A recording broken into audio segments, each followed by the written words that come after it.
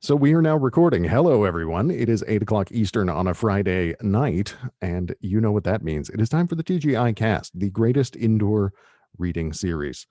My name is Rich Cresswell. For those of you who don't know me, I am a person. I was going to say something about my job role, but that is all up in the air right now. And this actually is an interesting show because not only should it be a very good show, this is the last show that I'm doing from New York City for a while. I will be relocating to Phoenix, Arizona temporarily to do a craft and trade vocational style training thingy. We can get into it later if people are really interested. But that, as I kept saying before the show to people who are here live, is why my brain is a little foggy, is I am packing everything up and getting everything situated to then go across the country during a pandemic. Already very worried about states where they may not be believing in a pandemic. But yes, I will be on mountain time starting next week. I will likely not be here next week. We're going to find somebody to host. And then after that, I'm hoping to return. But hopefully, maybe there'll even be sun out when I'm hosting the show. Can you imagine? That hasn't happened since July. At any rate, we are all very excited to be here. Myself, Trina, and Noli, we have a great lineup tonight. I think everyone is feeling a little bit... something must have happened this week. Everyone just sort of feels chiller, something must have happened. I'm not sure. Just, after... it's been week after week after week, and honestly, like month after month, as I've introduced this show, it's almost been every week there's like something to address in the news that I feel like I have to talk about, and it's been bad and hard things to talk about every single time. It's been, systemic abuses of power, corruption, racism, sexism, violence, all these horrible things every week, week after week after week. And finally now it's just kind of like, actually, after all that pumpkin shaded goblin just said, have a nice life, and got into a plane. Amazing.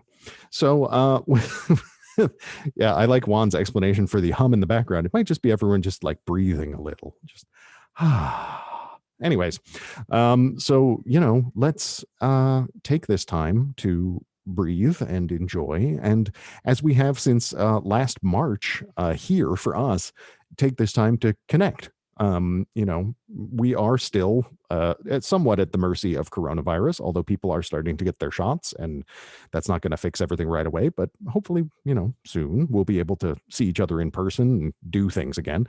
But for right now, this has served as a really nice way of making sure that we can interact and talk to other creatively minded people and just, be together in some way. So I see no reason to stop, whether or not we got good news or bad news. So here we go. But it's nice to just not have to be like, oh, now I have to talk about something that's hard to talk about. Right now I can just be like, hey, that thing was really nice to watch, right? Anyway, all right. I'm going to stop rambling to such an extent. I will say just really quickly, for those who are in the audience or otherwise, if you guys want to go over down to the chat in Zoom, feel free to use that as a place to discuss during the show. People like to shout out favorite lines or parts of a story that people like. So, feel free to use that to react. And also after the show, we'll keep the room open for another hour or so at least to hang out. And if people want to chat to the authors, ask questions, all that stuff. The chat is also important because Noli, the scheduler for the show, will be putting people's links to their work, where to find more of it and purchase it. And that is very important. So without any further... I'm just going to say nonsense on my part. I'm going to introduce the first writer, and scanning over her bio right now, I'm quite excited by the first sentence. So our first writer tonight is Bess Winter, and she has written on the topics of dolls, mummies, taxidermy, death, horsetails, stolen eggs, Victorians, primates, private school girls, daguerreotypes, gas leaks, etc. Her work appears in American Short Fiction, Gettysburg Review, Alaska Quarterly Review, Ecotone, W. Norton's Flash Fiction International, and elsewhere, and has been awarded a Pushcart Prize and the American Shorter Fiction Prize. She's an assistant professor of English at Eastern Illinois University, where she is editor-in-chief of Bluestem. Her debut collection, Machines of Another Era, was released by Gold Wake Press in January 2021. So, Bess, you should be able to unmute yourself and take us away. All right, can everyone hear me? Thumbs up. Hi. Thank you for that very nice introduction, Ridge. And thank you so much for having me in your community of writers. This has been such an interesting time to come out with a book. And I'm from Canada and I live in the US. So it's actually been nice to be able to have my friends and family, be able to see me do what I do for, the first time. So I really appreciate these online communities. So thank you so much to Noli, Trina, and Ridge, and all of you for coming tonight. And I'm really looking forward to hearing Deborah and Sumita and Michelle read. So I'm going to read from my book, Machines of Another Era. And this is a story about horsetails. And I wrote this story. It's funny that you were talking about residencies because I wrote this story at Yaddo. And it's called Bad. And I was feeling kind of bad at the time, not feeling very productive. And I would walk around the grounds, and Yaddo is actually right beside the Saratoga Springs racetrack.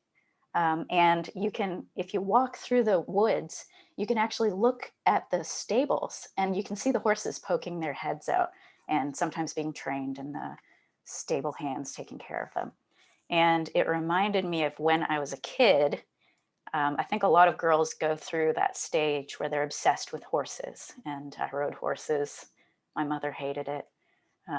She hates horses. She's afraid of them. So I wrote this story there, and this is it. It's called Bad. Sasha wanted to cut a horse's tail, to feel the long swish of it apart from the animal and swish it herself like the wind. When all the other girls were asleep, she snuck out past the tuck shop and the main lodge and the lake and the barn into the paddock where the camp's horses were kept. Under the moon, the horses shifted, caught the edges of the moonlight so they were just illuminated, then returned to shadow. She followed their soft munching, and she trickled her hand along their ticking sides. When she found Niblet, her favorite horse, she knew him by the sweet grassy breath, the round belly, the soft muzzle he worked against her neck. She wove her fingers through the brittle strands. Niblet let her hold his tail still, let the flies settle on him, just as he'd let her mount him from the wrong side on her first day at camp, let her yank at his bit, let her bring him back to the paddock without picking the dirt that clogged his hooves, let her kiss him wetly on the nose. Niblet was old and had let many girls do many things to him. Once he'd been returned to the paddock wearing a scarf and a Tilly hat. She wanted his whole tail. She cut at it from just below where the bones stopped and there was only hair, and the cutting took a long time. The scissors were from the craft cabin. They were gummy, loose at the joints. She worked them through in many slices. Sometimes they jammed and she pried them apart with both hands. Sometimes strands plucked by the breeze slipped from her fingers and skittered across the grass until she lost sight of them. She'd imagined cutting tails in one smooth slice, like horses were smooth when they ran, but cutting tails was not such a nice business. Like when she'd cut her doll's hair, it came out uneven and chopped. Niblet shuddered. Once he tried to flick his tail out of her grip, but Sasha recaptured it and finished the job. She weighed the tail, the heft and wave of it. She held it and swished it like her own, the soft shush against the summer air. She dangled it like a grass skirt. She held it to the end of her tailbone where it might go and imagined herself a flowy creature, the beautiful inner machinery that helped her gallop along. Niblet looked at her sideways from where he stood, the remains of his own tail now only a brush that wagged and let out a sharp sigh. Sasha tied up each end of the tail with hair elastics pulled from the bottom of her pockets next to gum wrappers and crumbs. She stretched the elastics almost to breaking, and she carried the tail, slung over her small shoulder, back across the camp. She stuffed it into a duffel bag under her bunk. Next day, girls came back from their first ride with questions on their faces. Talk of Niblet's tail was all around camp. Mrs. Wills, the camp director, angry and red-faced, gathered everyone together in the dining hall. All the girls were silent. Sasha sat with the other girls in her cabin, all 10 or 11 years old, all wearing the same teal t-shirt with 2 running horses, the same breeches with patched thighs, the same plastic bangles that clicked against each other. They spilled salt on the table and fingered anxious tracings into it as Mrs. Wills told everyone to imagine waking up missing an ear, that this is what it felt like to lose one's tail, to think about how long it takes for horsehair to grow. Years, longer than Niblet had left to live. I want the person who did this, said Mrs. Wills, to come to me and tell me why. There was silence. Sasha heard the deep slub of her own blood. She didn't know why. She didn't know why she'd wanted to cut his tail. She had wanted it. She had taken it. She didn't know why she did the things she did. But she knew now she was bad. She wore the t-shirt and the breeches and the bangles, but there was something not like the other girls in her. There was something wrong inside. All day, the other girls in Sasha's cabin talked of horsehair. What kind of freak would do that? I hope they lose their ear. I hope they die. That night, lying in bed, their whispers were tail swishings. The tail drummed soft against the underside of Sasha's bunk. Tail shapes swam on the ceiling. The next morning, before her first ride, Sasha watched the riding instructors nuzzle and kiss Niblet in the paddock. With kicking heart, she went to him. Binder twine had been braided into the remains of his tail to give him some relief from flies. It slapped his twitchy haunches. He looked like a birthday donkey who'd just been pinned. An instructor with brassy hair and 2 tight breeches stroked his long face. His eyes were closed. He was half asleep. Poor boy, said the instructor. Poor old boy. Poor old short tail. Sasha had a carrot. She held it out to Niblet, and he took it without hesitation. He nosed against her like nothing had happened. He let her saddle and ride him. After the lesson, she washed and brushed him and picked out his hooves. She wanted him to bite her, to slam her against the end of the stall with a kick, but Niblet breathed on her warmly. He rested his head on her shoulder so his whiskers tickled her cheek. She thought of going to Mrs. Wills, of Mrs. Wills' heavy hands clasped tight in her rumpled khaki lap, how she would say, "I'm glad you told me," but her eyes would glitter, set into her face like stones wedged into mud. Of how maybe Mrs. Wills would give Sasha another chance to be good, make her bust dishes for the rest of camp, or muck out stalls with a gap-pronged rake.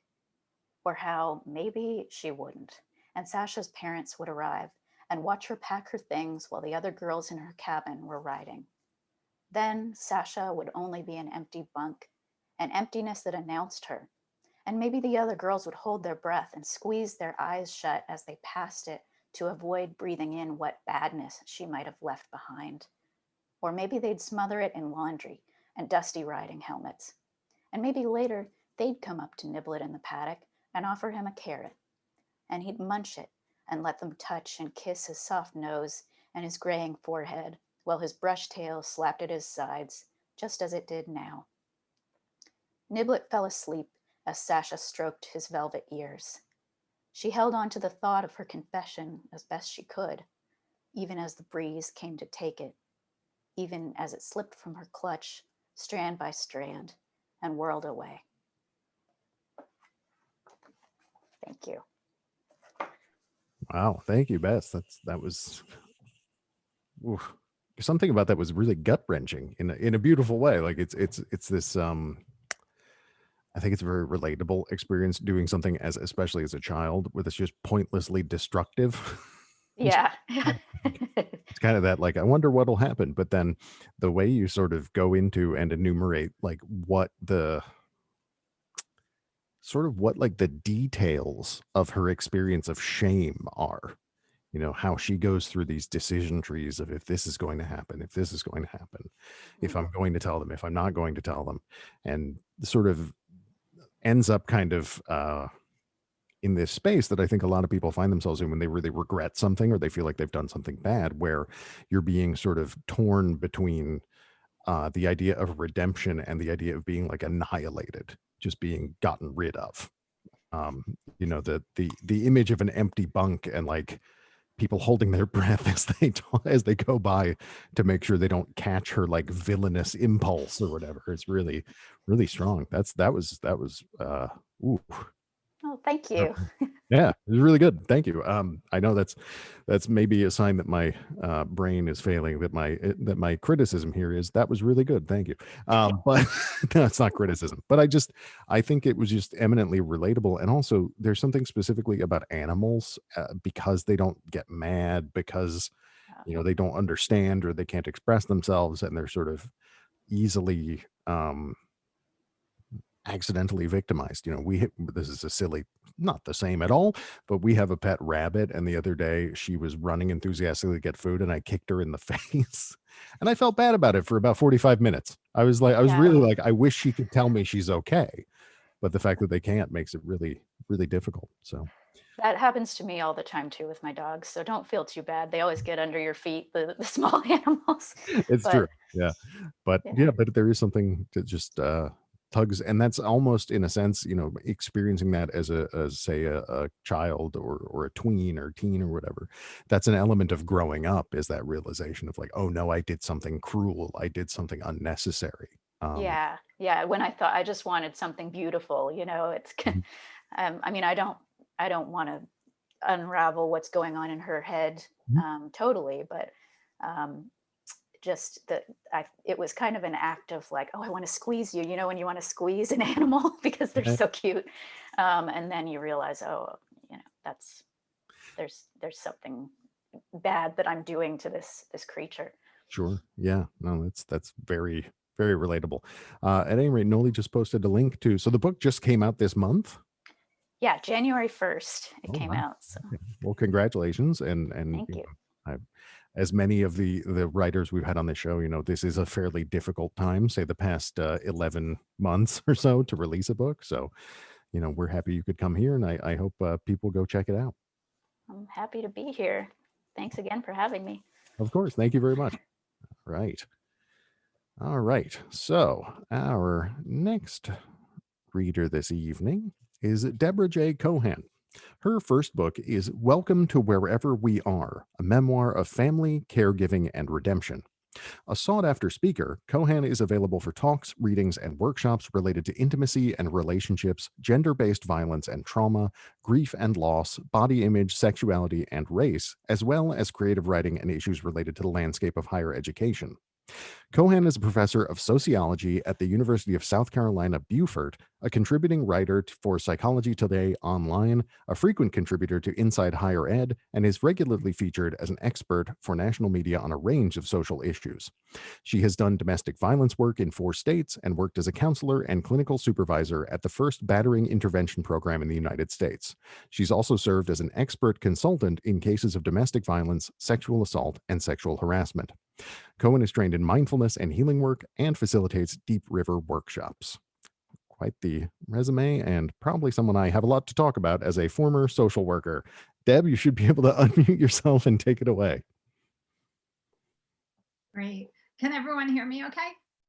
Excellent. Thank you so much.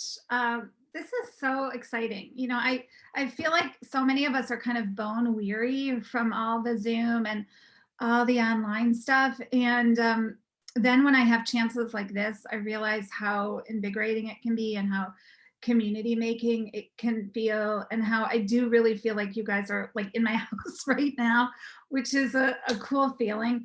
Um, and also, it's remarkable how someone's work that is so completely different than your own can have themes that resonate so much. So Bess, the things that you said, and then the things that were left in the chat, and that Ridge also just alluded to, it's really amazing with what I'm going to share in terms of like this whole this idea of like knowing if someone's okay or not. That really struck me with what Ridge just said, and the whole idea of redemption. I just want to say a couple of things before I read, and partially because of the nature of what I'm reading. So it's interesting, right? The book came out last Valentine's Day, so I got a very short window to go on a national book tour, which was some of the best weeks of my life. But then, of course, things obviously changed gears. But the title became sort of a reminder to me, this idea of welcome to wherever we are, a slogan for our times, that there was a sense of, here it was, I was using this in memoir as a way to make sense of what it means to do caregiving for a man, my father, who was adoring and abusive, and what it meant to do all of that kind of domestic violence, making sense of life, and also the caregiving. And so this idea that, even just when Ridge was introducing this evening and talking about kind of the sort of week it's been versus the weeks we have had, or 2021 versus 2020, it's like the truth of life, the truth of this year, and certainly the largest truth of my book is that it's all blended. It's like the joy and the sorrow and the beauty and the ugly, and it's like all mixed together a lot of the time, and sort of how to get some clarity and some voice and some sense of some joy with that it's hard to do, but that was certainly part of the point of this. So what I'm going to do is I'm going to read to you a portion of a chapter called The Gold Pen. The Gold Pen was originally published in an anthology titled Letting Go, and then it is actually now a chapter. It's a chapter in this book. I'm picking it though also because I think some people would be interested in the literary technique of it, and that I use field notes. I use notes that I took in front of my dad, caring for my dad in a nursing home, and actually those same exact field notes showed up in this chapter in the book. So I wanted to share that with you, and kind of the way that I also deal with what it means to be a professor at the same time, to do this counseling work that I've done that was alluded to in the introduction. So you're gonna see some of that. But really the book just overall is a meditation on home and what home really means, and how we live in our homes, how we inhabit our homes creatively or not, how we're restricted and inhibited in our homes sometimes, terrorized in our homes sometimes, and then how we come to make home for ourselves. So it's a lot about kind of what we hold on to and what we let go of, and how we remember other people, and ultimately how we're remembered. So the other thing I should say is that even though so much memoir is related to the memoir about abuse is often related to physical and sexual violence, my story is really much more about exposing the very expansive terrain of emotional abuse, verbal abuse, the psychological control, threats, all that kind of stuff. That was the bulk of it, and that's the part that's really underexplored overall. So that's what I wanted to really pull out. So this is again from The Gold Pen, the chapter The Gold Pen. I watch as you sleep, not unlike you probably watched me as I slept as a newborn baby and as a young girl, in wonder, in awe, in calm, and in worry. A parent watches a child sleep with anticipation of a future. An adult child watches a sick parent sleep with a sense of the past. You are finally still and quiet. You, a man who I know as chaotic and loud. We rest in this calm as you fall in and out of slumber and as I grade papers. I need to study your face, memorize it, as I know I'll need it one day. Yet the you now is not the you I want to remember. In a few days, I'll be back with over 100 students, giving lectures, attending meetings, going to a concert, a lunch with a friend, a performance of the Vagina Monologues. And in my week ahead, I worry about being too busy, about running from one activity to the next, breathless. Yet one day, Daddy, you did this too, right? How would you restructure those days now? What did you hope for? What do you hope for now? With your tongue half out of your mouth, you resemble a little boy with Down syndrome. You look tired, though I can't tell if you're tired of this life. Yesterday, I brought you coffee from Caribou with one of their napkins that made a jab at Starbucks that said, our coffee is smooth and fresh, because burnt and bitter, we're already taken. Whenever I see great lines and logos, I think of you. Your creativity still shines through as we leaf through Metropolitan Home and marvel at minimalist spaces. Your stained maroon sweatpants are pulled up halfway toward your chest and your stomach looks distended. Earlier today, I saw as you put imaginary pills to your mouth with your fingers, something I assumed to be a self-soothing ritual you performed after the nurse told you it was not yet time for more medication. Being in Cleveland, I'm surrounded by childhood friends hanging out with their dads, younger men than you, in their 60s and their early 70s, robust, athletic, energetic men, vigorously playing tennis and golf, working, traveling, and chasing after their dreams, not figments of their imagination in thin air. Oh, Daddy, your eyes open suddenly and you ask, what are you writing? I quickly respond, oh, nothing really, it's just for school.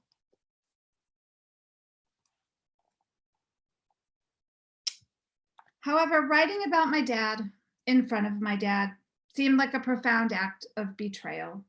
It also felt mean. As I see it now, though, it helped me grieve and let go. Contained in a tight, unattractive, physical space with my dad, enmeshed in his care in ways I probably should never have been, I was writing to untangle a knotty family narrative, to finally record and understand my experience as my own. By writing in front of him, I think something else happened that was necessary. I came to realize that all we had to give each other was space, psychic space. Most importantly, I needed to give him space and quiet to eventually die. My dad's almost 88 years of debilitating illness made me grasp his final inability to help and guide me, and that gave me the space that I needed to dream of what I wanted to do. Though he helped me and was involved in most major decisions I had made in my life, dementia forced him to check out. It also forced me to check in with how well I was writing my own life.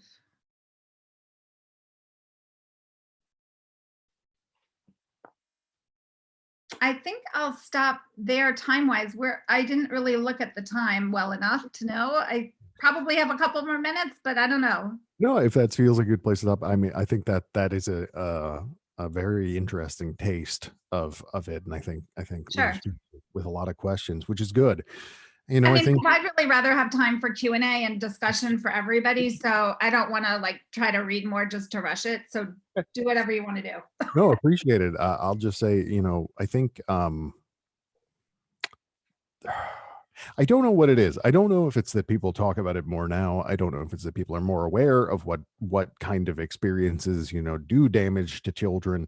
But there seems to be more and more a conversation, particularly with caregiving for people who are now older, about this sort of like feeling of, you know, this is the way you were to me when I was young, and now you need my help. And that's such like a conflicted internal space to be in. And I love that you even brought it out, you know, saying that writing your thoughts about this felt like a betrayal, felt mean, felt, unfair in some way, but at the same time necessary, right? And I think I think that's the one thing that I sort of try very hard to stay connected to and remind my friends and other people of is that these things that might feel nasty or mean or unpleasant, particularly when they have to do with older people in their lives, are a necessary part of, you have to feel those things, because otherwise, I don't know. It's this strange thing, and I've caught myself doing it. My talked about it on the show a little bit. My mother passed away some years ago, and her illness dominated my life in many ways. It started when I was very young, and it continued until I was in my mid-30s or early 30s. And sometimes, if I'm not careful, even though she's not here anymore, I catch myself living in the old reality of her illness and neglecting myself, rather than doing the things that I need to do to actually be alive and have a life. And the way through that is through maybe allowing ourselves to look at these feelings that are conflicted and difficult, because yes, they are your parent, you love them, you needed them, and they weren't there for you in certain ways at the same time. Or in some people's cases, they actively harmed people. So I think it's a fascinating thing. And I think there's just, I don't know if it's a population thing, or again, if just people are talking about it, but this seems to be like something so many people I know are dealing with right now. Maybe I've talked to, Trina's heard me rattle on about my theories about the corresponding death boom to the baby boom. I think that's part of it. But also, there is also just an element of people are willing to talk about the things that happened now in a way that maybe they weren't before. I don't know. Anyways, Deborah, that sounds super interesting, and I really appreciate you sharing what you shared. And there's a link in the chat if people want to. Please go get the book, and I'm sure you will have many people after the show when we hang out who have questions and comments. So thank you so much. Really appreciate it. And I'm really happy to talk about any of it collectively or privately, because I also know it raises a lot of different issues for different people, and so you can count me as a resource if you want to reach out about any of it. But it is true that many of us are really standing at the intersection of caregiving and complicated family dynamics. And I think that's why I felt this tremendous ethical responsibility to write it, also from the perspective of someone who's worked in the field. Definitely. So thanks for having the space for this. And then it's fun to come back after trying to focus on reading. It's really kind of cool to then see this love party. Oh my gosh. Mm-hmm. Like, wow, thank you guys. Yes, I will say, I should mention the chat for the writers as well. It's a wonderful, if you want to see the things about your work that people resonate with, that is an awesome log of it. So, definitely I don't know if, I know there's like ego surfing when you Google yourself. This is like a friendlier version of that, but TGI, who we're a supportive community. That's the idea. We're a fan club for everybody. So anyways, Deb, thanks so much. Really appreciate it. All right. Our next reader, let me just oh yes, she is back. She's probably been back for some time, but I just looked. Our next reader is Sumita Chakraboty. She is a poet, essayist, and scholar. She is the Helen Zell Visiting Professor in Poetry at the University of Michigan, Ann Arbor, where she teaches in literary studies and creative writing. Her poetry has appeared in Poetry, the American Poetry Review, Best American Poetry 2019, Los Angeles Review of Books Quarterly, The Rumpus, and elsewhere. Her scholarship appears or is forthcoming in Cultural Critique, Interdisciplinary Studies in Literature and the Environment, Modernism, Modernity, College Literature, and elsewhere. She is the recipient of fellowships and honors from the Poetry Foundation, the Forward Arts Foundation, and Kundiman. Her debut collection of poetry, Arrow, is out now from Alice James Books in the US and Carcanet Press in the UK, and has received coverage in the New York Times, NPR, and The Guardian. So with that, Sumita, you should be able to unmute and keep us going. Hi, everyone. Can you hear me? Awesome. It's so great to be here. Thank you so much, Noli, Trina, and Ridge. And thank you very much, Deb and Bess, for those incredible readings. Michelle, I can't wait to hear you. I'm already beginning to hear the kinds of things that we have in common that would contribute to a really great grouping, which is also the mark of a really brilliant reading series. So hats off to you all. Noli, I know you're the one who reached out to me. If you're in charge of all the bookings and the pairings and stuff, seriously snaps. I'm going to just jump right into it. I am crackling. Okay, good. I saw crackling in the chat and I was like, oh no, am I still crackling at you? But it's love and friendship. Thank goodness. So let me give you a little bit of personal background about me that'll help make my reading make a little bit of sense. On the note of what we were quite literally just talking about, I am a survivor of severe domestic violence, including physical, sexual, and emotional abuse. And that is what my book is for the most part about.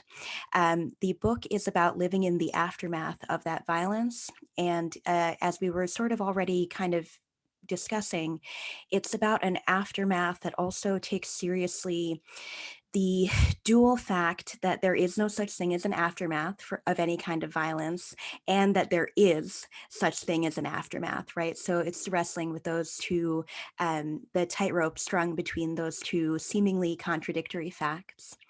So my book, really the main emotional journey in it, is going from a position which autobiographically I resonate with quite a lot. The book begins where the speaker, who yes, is pretty much me, has only just begun to be able to take up space in the world for the first time, and accordingly does so often very angrily, very defiantly, and very kind of individualistically with an individualist ethos. And toward the end of the book, I'm hoping readers will find this is true. It finds the speaker in a place of being able to value and cherish love and kinship and community, things that have been weaponized against the speaker since, you know, when she was first born, aka me, aka I, and kind of having reformed and redefined all of those things to be able to come to a different place with those concepts. So I'm going to read the first poem in the book, and that's it. It's a long poem. It takes about 10 minutes to read, so that ought to do it. There's not very much that I think I need to tell you aside from what I already have. You'll hear a lot of references to other literary figures and pop culture things throughout the poem, and you'll also hear some lines that sound suspiciously Shakespearean. That's because they are. A few of the lines in this poem are taken from Titus Andronicus, which is Shakespeare's earliest and most bloodiest, crudest of plays. And that kind of goes along both with the interest in violence that the book has, as well as in the idea that at the beginning of this book, the speaker is kind of crude and violent in and of herself. So it sort of is meant to resonate on a couple levels there. I'm glad to hear we've got some Titus fans in the house. All right, this poem is called Marigolds, and that title is inspired by the French word souci, which means worries and problems, as well as the flower marigolds. Let me take a sip of water, actually. Long poems, it's always like partway through reading them, I'm like, I don't understand why I didn't sip a liquid before this. I'm gonna choke on my tongue.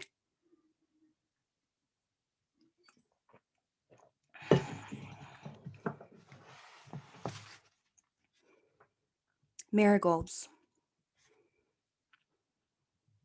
When I picture Robert, he is in the public garden watching setting suns like the ill-fated king turn all to gold. Robert with the swans, Robert under the statue of Washington, Robert amid the tulips. Without a childhood home, I made for myself a house of orchids, of sewer grates with fishes on them, of forsythia and maple trees. Of this I am sure. When Robert crossed the bridge between Boston and Cambridge, he saw Poseidon.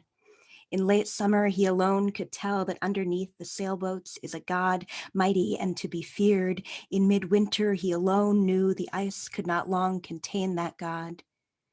In the pipes in his home, he heard the gurgle of illness. I smell illness in the riotous orchid blooms. What are midnight trees? I think that once I knew one such tree, if it is the kind owls gather on nightly to fight, barking, eyes dim with bloodlust and the hiss of feathers. I built for myself a house of orchids with a cave underneath, a cave shaped into an armory brimming with tarantula hawks, giant sparrow bees, and admiral butterflies. In place of stalactites hang treeless, inextricable roots, oh, sacred receptacle of my joys. The day I first learned the word Argonaut, I wrote it in a poem. I searched the seas for one. I searched the skies. I searched a painting. In the painting, I found the word spears, which I drove slowly into my father's ribs. He I eulogized, and he I resurrected, reaching again for the spears. I have seen countless full moons fail, each of them hollowed, flooding heart first, the craw-faced light, the bracken underneath, then the sound of a wounded owl and a soft, sudden darkness in my throat. Oh, how this villainy. In morning, the owls are replaced by hawks. From one angle, broad-winged hawks seem to have two pairs of hollow eyes. We are looking for you, say the kettles of satellites to the humans lost, to the plane disappeared, to what lives 30 miles below the surface of Enceladus. On this morning in April, Hikesun 01, Ocean Shield, and HMS Echo hear a thump that sounds like the colors inside an oyster shell. The frequency of the noise can make a heart stop. Anxious as seaweed over the sides of the ships creep hordes of trembling locators. The satellites stare with breath hitching in their throats. Between the wine-colored hull of Ocean Shield and Enceladus lies 8 times the distance between the Earth and the Sun, and 30 miles below the surface of that geyser-ridden, tiger-striped Saturnian moon lies life, report the satellites. The hawks steal their 2 pairs of eyes up toward alien oceans on other planets. What I am is all I can carry, wrote Deborah. What can I carry? All that I caught, I left behind. All that I missed, I carried. The hawks are not looking toward alien oceans. I am. I am looking, too, to alien men and women. I picture hurtling into them by turn to serve my lust. I picture us bent sideways, impaled, contorted, and screaming. I picture the different shades of a moan. The word bed fills the 4 eyes in my mind with the color gold. Gold of the ill-fated king and the garden sunset. Gold glinting in a decaying tooth. Goldenrod, a haze of pollen, the dragon's treasure, a long necklace of many fine gold chains reaching down to a woman's hips. Young woman walks down to the river of gold. Young woman walks down to the river and drowns. In the word bed, also joyously wail, bed, the color of ashen near death. Bed, the fleshly color of bodies broken for good. Bed, the color blue of heart-stopped lips. Oh, here I lift this one hand up to heaven. The ghosts of the poisoned dogs live in the piano. The ghost of my mother, still living, lives in her excised tumor and staghorn kidney stone. The ghost of my ability to love without grief, still living, lives in this poem. All my pockets filled with stone, in the river I'll be found. Why then I am the devil's dam. Dangle me from a cliff 12,000 feet above sea. Oh, speak with possibilities. Build me a skin of glass to cover the Grand Canyon. Throw me on it. Summon 1,000 wilding mares. Restrain them with massive chains, foot-long links of hardened steel. When the chains buck from fracture, let the mares stampede the glass. Bid them trample my body. Watch from a great distance as the glass cracks. Watch us beasts entangle. Watch me take a hoof to the mouth, to the skull, to the groin. Hear us squeal and bark and howl, calling out as wretches do to failing life. And when we, at last, 1,001 blood-filled creatures reach the bottom of the canyon, throw yourself in.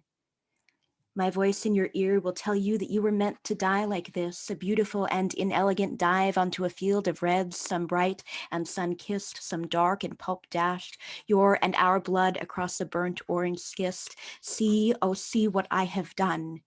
I fear neither the sight of nor the word for blood. HMAS Albatross has joined the search for the plane. It is May now and there is no sign of it. The detritus lied.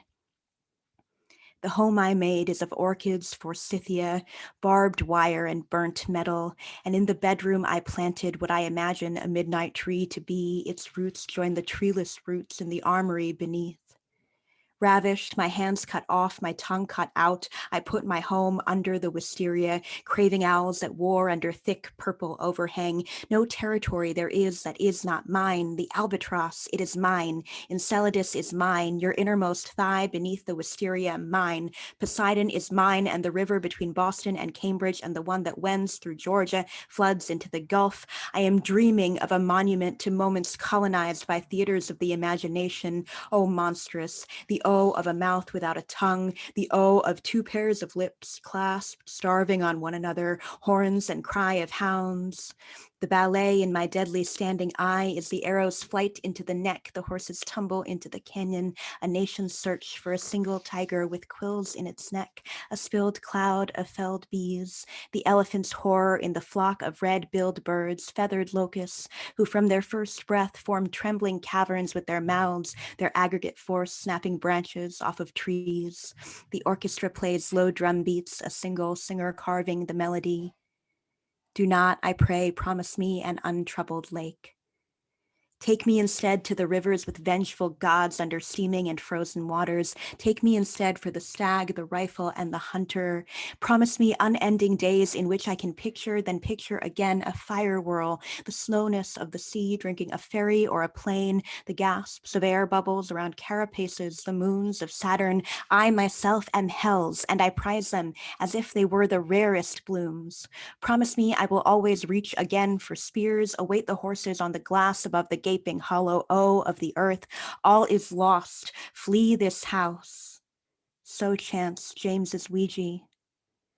Or perhaps in the palace of time, our lives are a circular stare, and I am turning, writes Lucille's ghost-guided hand. Always in my mouth I hold the head of an axe with its bit at the back of my throat. Oh heavens, can you hear a man groan? Here nothing breathes but we phased and hungry. Oh wondrous thing. Worlds such as this were not thought possible to exist, writes the astronomer. It is June. Deep beneath those golden waves of the river I'll be found. My sister has joined the list of those I mourn. Her ghost lives in each powder-winged moth. In the ballet, the stage fills with a troupe of dancers in dusty gold skirts, shoes asphyxiation blue, hair the tones of flesh. Center stage are 6 dancers who wear only red, moving in unison so they throb as one bloodied yoke. The troupe around them shudders as though in blissful death throes. The single singer quiets. The orchestra breaks down its instruments.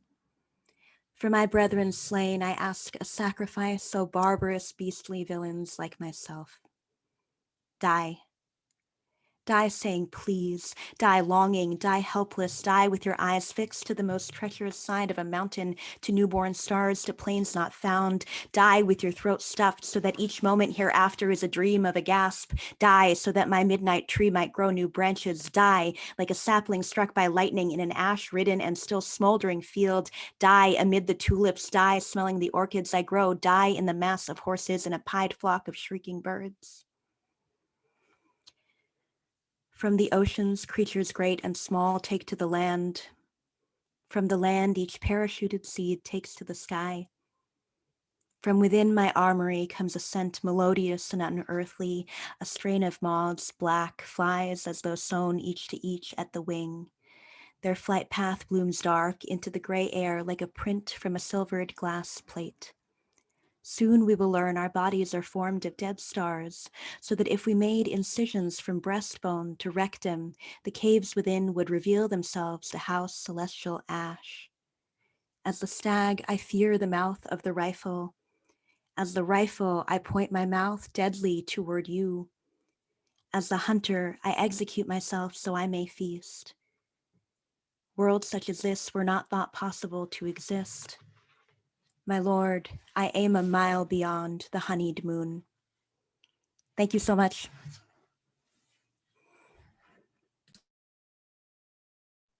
Wow, Sumita, thank you so much. Whew.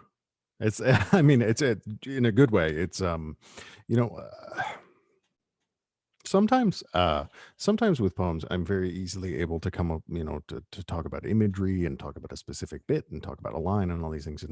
And that's true, I'm sure, of yours as well. But I think, for me, what really resonated there was what you said beforehand about the idea of the aftermath, or the idea of the after trauma, because, and as you said, it doesn't really exist.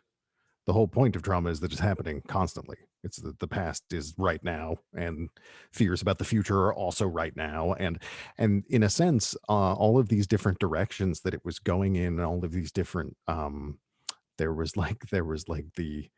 sort of night imagery, day imagery, water imagery, land imagery, all of these things. It really did give a sense of the all-encompassing nature of a world of fear in some ways. And then a person's mind in the middle of that, trying to look around and make meaning and find some way out, or something to do, some direction to go in.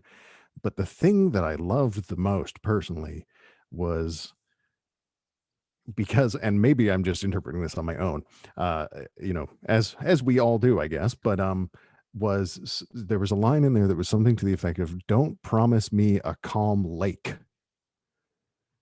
Because when people have gone through really awful things, there's a tendency for people to be like, well, maybe you need to get into meditation. Maybe you need to chill out. Maybe you need to calm down. And it's like, if I could, I would have.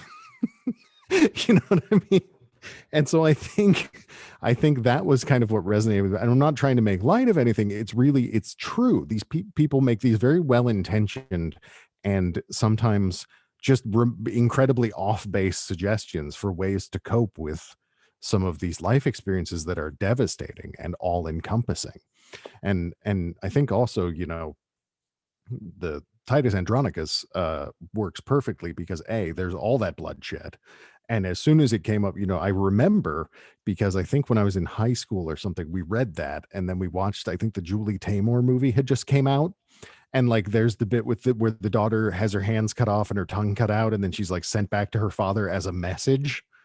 And it's just like that bloodbath and that sheer violence of it that's so over the top. Like, when you see it in a movie, it seems ridiculous, but in the context of this poem, having your agency, having your ability to speak for yourself, having all these things taken away by these life experiences, it fits so perfectly. So yeah, thank you so much for sharing that. And also, your reading was wonderful. It was magnificent. It was really good. So I really appreciate it. And yeah, I think everybody had a lot from that. And I mean, I think the best thing I can say is sometimes I get lost in things, but in like a really, I get lost in it way, not in I get lost in things like I'm sitting here thinking about how I have to do, my taxes or the dishes or something. Like, no, I'm actually lost in it. So thank you very much. Really appreciate it. And that collection is available now. So people, please, go pick it up. There's a bookshop link or direct from the publisher right now in the chat, and available in the UK as well. So, all right. So just moving on to close things out tonight, we have Michelle Cameron. She is a director of the Writers Circle, a New Jersey-based organization that offers creative writing programs to children, teens, and adults. And she's the author of works of historical fiction and poetry, Beyond the Ghetto Gates from She Writes Press 2020, winner of the Silver Medal for Historical Fiction by the Independent Book Publishers Awards, The Fruit of Her Hands, The Story of Shira of Ashkenaz, Pocket 2009, and In the Shadow of the Globe, Lit Pot Press 2003. Michelle lives in New Jersey with her husband and has 2 grown sons, of whom she is inordinately proud. Michelle, with that, you should be able to take us away and close us out. Okay, thank you so much, Ridge, and thank you, Noli and Trina. And I have to also thank Caprice Garvin for introducing me to this community. And I have to say, those are 3 very hard acts to follow, but I will do my best. I am going to take you all back to 1797. During a time when the young General Napoleon Bonaparte was rampaging through Italy.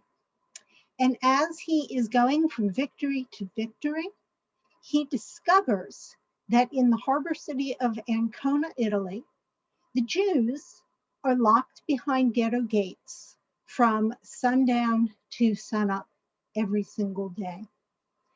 And he decides to do something about it. One of the reasons I brought this particular passage this evening is that I did not know when I was writing it that we would all be feeling our social isolation so absolutely acutely. And so this is a very different type of social isolation. And this is the moment, as I said, that Napoleon decides to do something about the situation. This is from chapter 23. The sudden ding of clanging metal brought both girls to the window. Several soldiers stood at the ghetto's entrance, swinging hammers and axes. The clash of iron against iron reverberated through the narrow streets. What are they doing? Dolce's voice rose unsteadily. Morel yanked the curtain aside. It looks like they're tearing down the ghetto gate. Up and down the Via Astagna, shutters flung open and heads poked from the buildings. Fingers pointed at the gates. A wave of shouts, excited and terrified, echoed along the street. Dolce rang a small crystal bell imperiously. A footman appeared, his face flushed. "Where is my father, Antonio?" Dolce demanded. "He left the house about an hour ago, mistress, and has not returned. Shall I ask if anyone knows where he's gone?" Dolce shook her head. "Where is uncle?" "He is headed in the direction of the ghetto gates to investigate the commotion." Dolce dismissed Antonio with a wave of her hand, then returned to the window, elbowing Morel aside. "What do you think is happening?"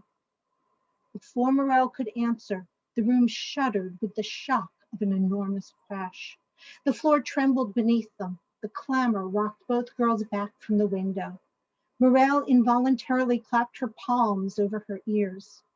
Dolce whirled around and snatched up her shawl and kerchief. "I'm going to go see," she shouted over the racket. "Dolce, is it safe?" "You do what you like," her friend snapped, "but I'm going." She strode from the room, narrow skirts swirling about her ankles. Morel ran after her. "Shalom," Daniel called as the men in his unit stepped over the ruins of the smashed gate and entered the main street of the ghetto. "Yehudim, ein lefached." "What are you saying?" Christophe asked curiously. "I'm telling the Jews not to be afraid of us," Daniel responded. "Where are they all?" "Yehudim, Bohana, come here, come here." An old man approached, his dangling sideburns and dark clothes marking him as a pious Jew. "Why have you broken down our gate?" he asked. "What will the Gentiles say?" "You are under the protection of the French Republic," Daniel told him. "There is no reason to fear." The man fingered his yellow armband. "You talk as though you were the Messiah himself," he quavered. Daniel noticed a small knot of people gathering in the street. Where the men wore yellow bonnets, the women covered their hair with yellow kerchiefs. He gritted his teeth. In other Italian cities they had conquered, he recalled, the whores wore similar kerchiefs. Thinking quickly, he unpinned his tricolored cockade from his jacket lapel. "Come here, old man," he said as gently as he could. The man took a reluctant step forward. "What do you want?" Daniel reached out. With a quick twist, he pulled the man's armband off his forearm and then plucked the hat from his head. He dropped both into the gutter. "What have you done?" the man cried, stooping to pick up the discarded clothing. But Daniel gripped his arm and pulled him upright. "Here," he said, pinning the tricolor onto his jacket. "Wear this instead." The other soldiers followed his lead, tearing off yellow armbands and head coverings, replacing them with the tricolor. Some of the crowd grabbed the cockade with glee. Others accepted it fearfully. A few even slipped their armbands into their pockets, too scared to fully accept the change. "You speak to us in Hebrew and Yiddish. a tall, painfully skinny man said. But you are a soldier. I am Jewish. Almost every Frenchman here is Jewish, Daniel said. And we are all soldiers, an artillery unit. We've fought alongside Bonaparte himself. Jewish soldiers. The man shook his head in disbelief. Perhaps Yehuda is right, and you are the Messiah in disguise. Daniel laughed. I am merely a French soldier and citizen of the Republic. Uncle, a young blonde woman in a rich red gown, her arms draped with a fine silk shawl, grasped the skinny man's elbow. She had to shout above the sound of clanging metal. Some of the soldiers were still hammering the iron gates. What is happening? The end of times, perhaps, the man shouted back. These soldiers are tearing down the ghetto gates and say we can discard our armbands and hats. Truly? How wonderful. The woman slid her armband off her arm and removed her head covering, holding them both at arm's length for a dramatic moment before dropping them into the gutter. Daniel looked at her surprised, taken by her beauty. He bowed. Signorina, I am pleased to make your acquaintance.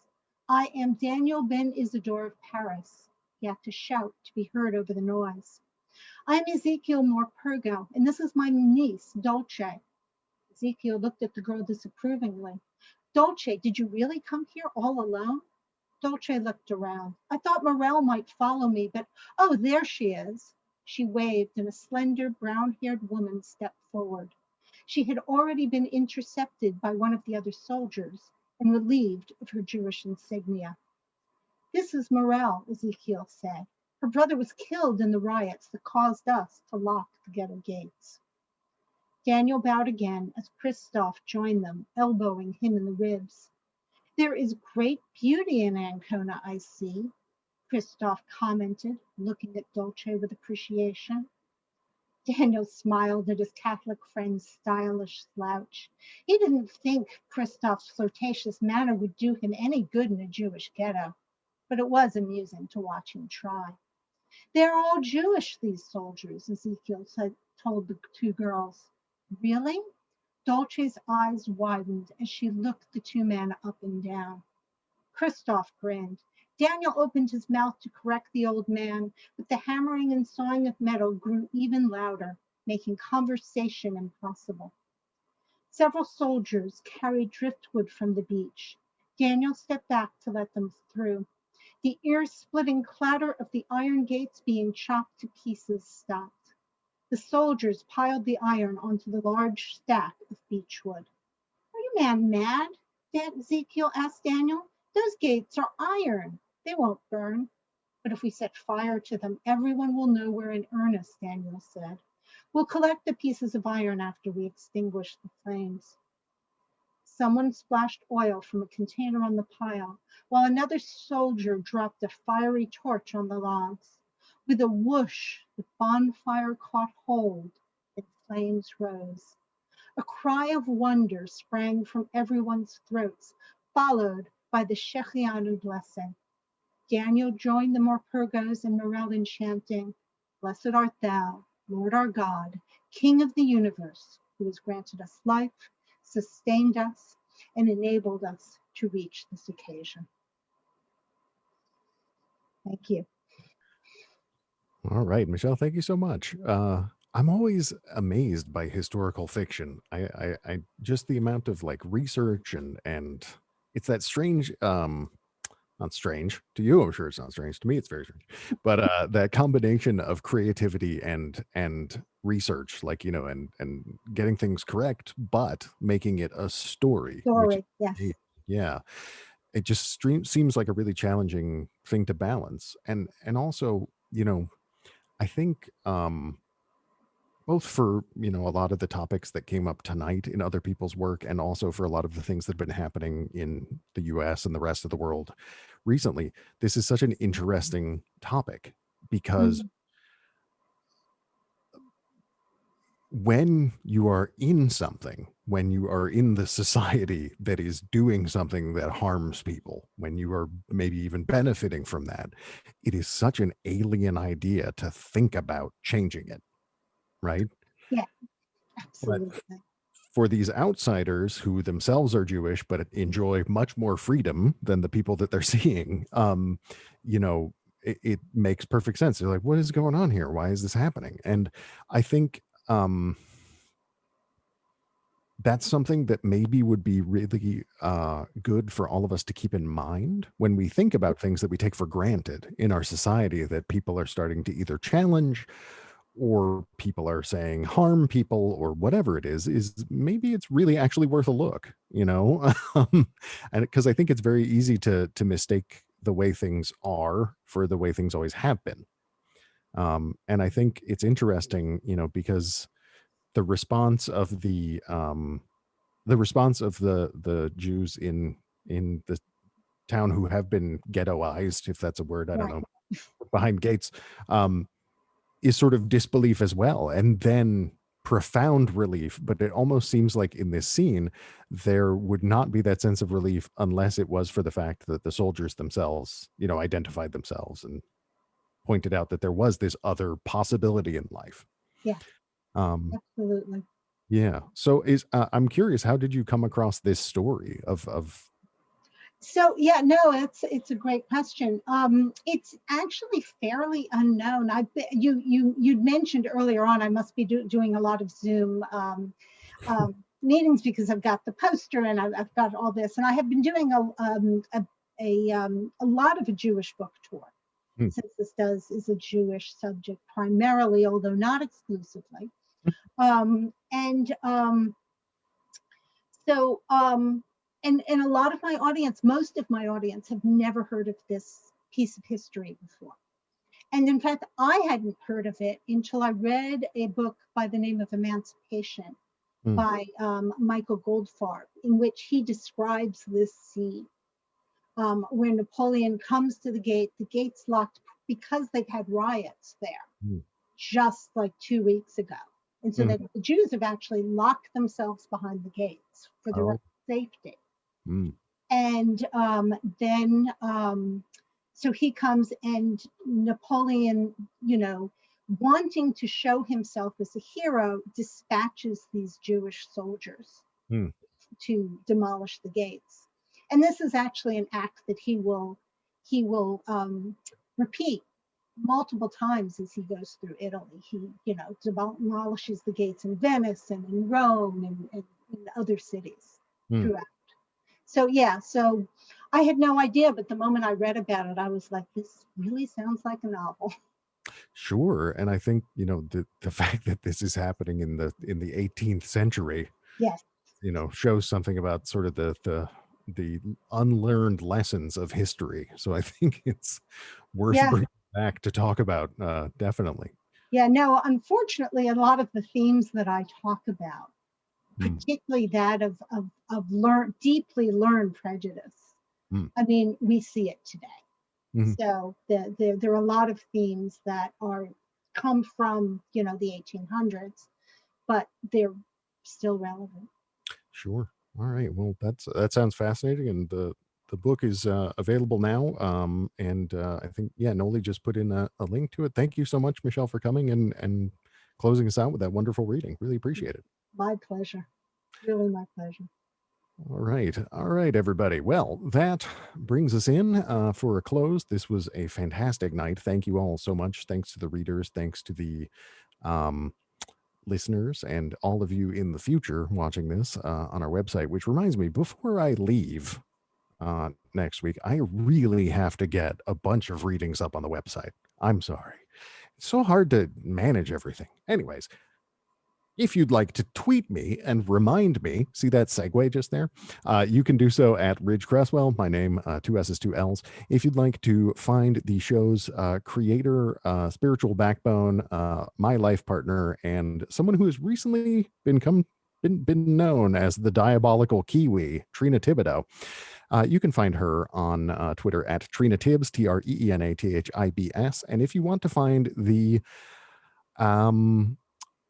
Booker extraordinaire, chief resident scheduling maven / arranger of wonderful evenings, and we can now say soon well, relatively soon to have short stories published, yet I believe it's a 4th book for Noli. You can find her on Twitter at Noli Reed. You can also send her recommendations for people you'd like to hear on the show. That's a big part of this. I think many of the people here were referred by somebody. Many of the people that I'm seeing in the little boxes have read on the show or will read on the show. And honestly, everyone sort of reflects that it is a community, and that is a really intentional thing. There is, it would be very easy for me or for us to sort of go, okay, yeah, I don't know, here you go, you can read. But it is more important that we have some sense of connection and authenticity in, times particularly that are challenging and on both personal, systemic, and public health levels. So, we're gonna keep on trucking. Like I said, I'll probably not be here next week, but I'll probably be here from a hotel, and then we're gonna keep going. And you should all come back by whenever you have a chance. Thank you so much. For now, I'm going to say goodnight. And as always, one other thing. All the information, tgicast.com is the easiest way. But as always, I was going to say, we will keep the room open for a bit. People can unmute themselves, chat, connect. I think a lot of the readers tonight read about some touching / personal stuff. I'm sure a lot of people have a lot of comments they'd like to give. So that's a big part of the community too. It can't just be my thoughts. All right. Thank you so much. Have a good night, everybody. Can we just start by saying that Sumita's microphone is